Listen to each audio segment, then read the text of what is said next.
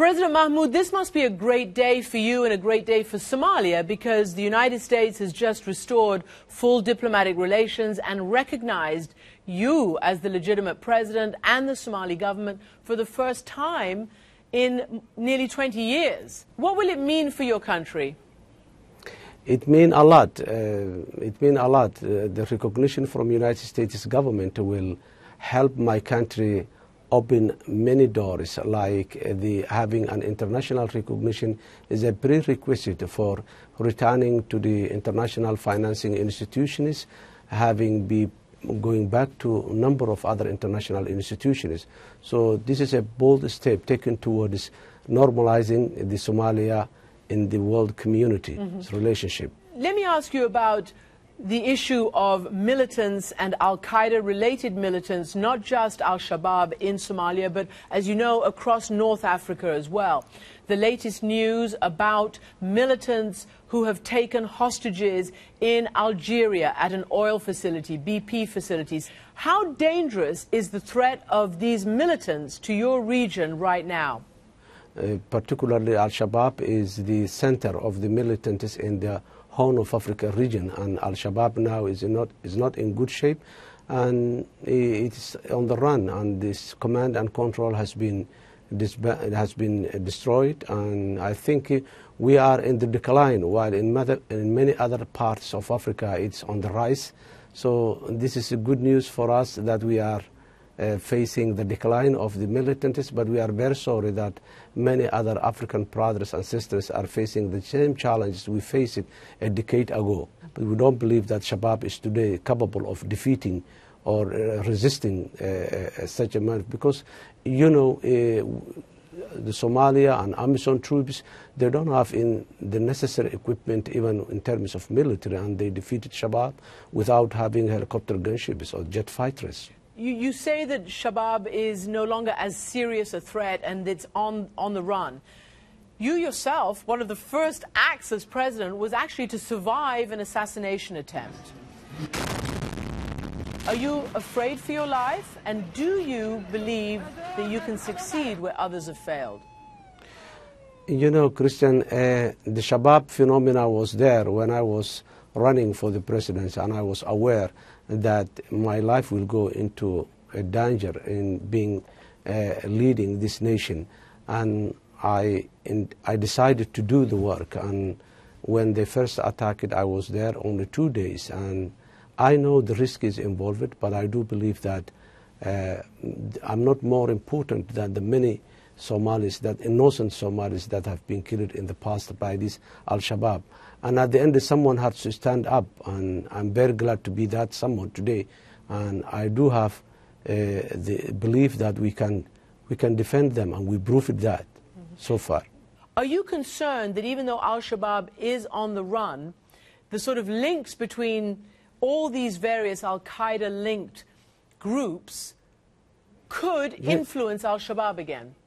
Yes, there is always been, and there has been link, and Shabaab was one of the first foothold for al-Qaeda in the African continent. And I do believe that there is a network that links all of them. When Shabaab was weakened in Somalia, then only is when this Mali and other areas and maybe more countries, the extremists are emerging. So I believe that there are links between them and bigger links to the al-Qaeda in general. Now, apart from al-Shabaab and terrorism and the security threat that Somalia has endured for so long, it also has been a classic failed state in all sorts of other ways. Infrastructure, the economy. I mean, my reports from 20 years ago are just stunning when I look at them now at the state of disaster Somalia was in. How hard is it going to be to turn the corner, to reintroduce a thriving economy, and to have the kind of basic infrastructure that a country needs? You know, there is no one single country in the world who went into a state collapse and who came back by its own. we need the support of the international community to come back. In another sense, Somalia is an exception because there is no one country in the world that has endured for more than 2 decades of a state collapse. If we try alone, maybe we can do it, but it will take long years. And if things prolong it, there is the probability of relapsing Somalia back to the conflict increases, that chance increases. So it's one of the reasons why we are here, one of the reasons why I will be going to many parts of the world to get the necessary support for Somalia to recover from the more than 2 decades of the collapse. Somalis have also been subjected to sustained violence over the last 2+ decades, whether it's kids, whether it's adults, whether it's women particularly. And there are many stories of women who've been raped and who complain that they are not getting that much assistance from the police. What can you do? And is the health and security of women a top priority for you?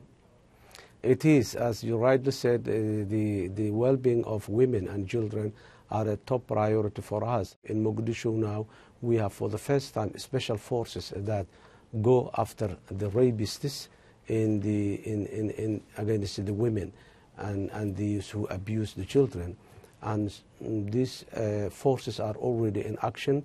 They have already arrested a number of well-known rapists, people, men who already, some of them even within our security forces, some other civilians. Well, let me just push you on that a little bit, because Human Rights Watch has written about a recent incident in which a journalist was writing about a recent rape and writing that it hadn't been taken care of.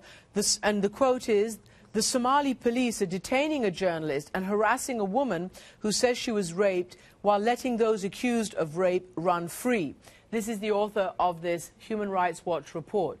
So will you free the journalist who's been trying to publicize this story? I heard about the journalist, yes, but he's in the police, and the police went and have an arrest warrant from the courts, and they are investigating about it. If he is not guilty of that, he will be released. When it comes to journalism, you know, it's a barometer of how healthy and how free a society is.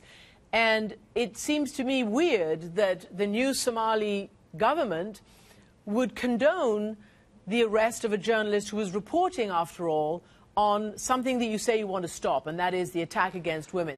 The 18 journalists that have been assassinated last year, we are investigating their case newly. We are running after those who killed the journalists, who just tried to harass the journalists, but that does not mean that the journalists are above the law. But this is a case where the test is how the rule of law works in Somalia. Mr. President, thank you very much indeed for joining me. Thank you, Kristen. Thank you very much.